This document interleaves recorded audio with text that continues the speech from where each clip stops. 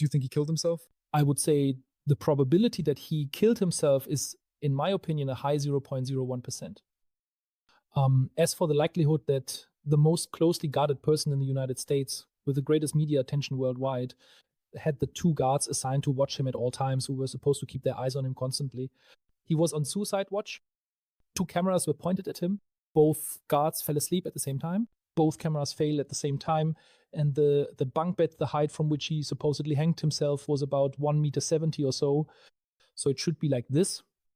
Stop it.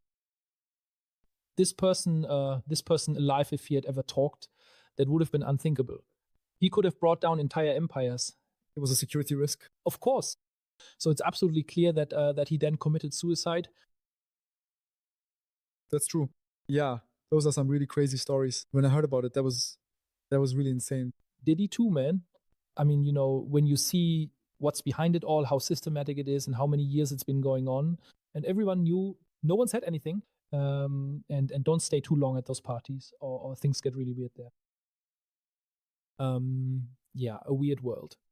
When you really start to understand what it means that the people who make decisions over us, not all of them, of course, but many of them have tendencies that can only be described as devilish. What do you mean by devilish tendencies? If you're interested in doing things with children, that, yeah, we've all heard about that. And what was the whole Epstein thing about? Yeah, it was simply about massive child trafficking, human trafficking, pedophilia scandals, and even much deeper things that went on there. You just notice who this person was involved with, and if you think of any powerful person, it's very likely there's a photo of them together, or they've had contact by email, or let's take, for example, one of the most powerful people, definitely, who also stood out during the whole pandemic, during the pandemic period, Bill Gates.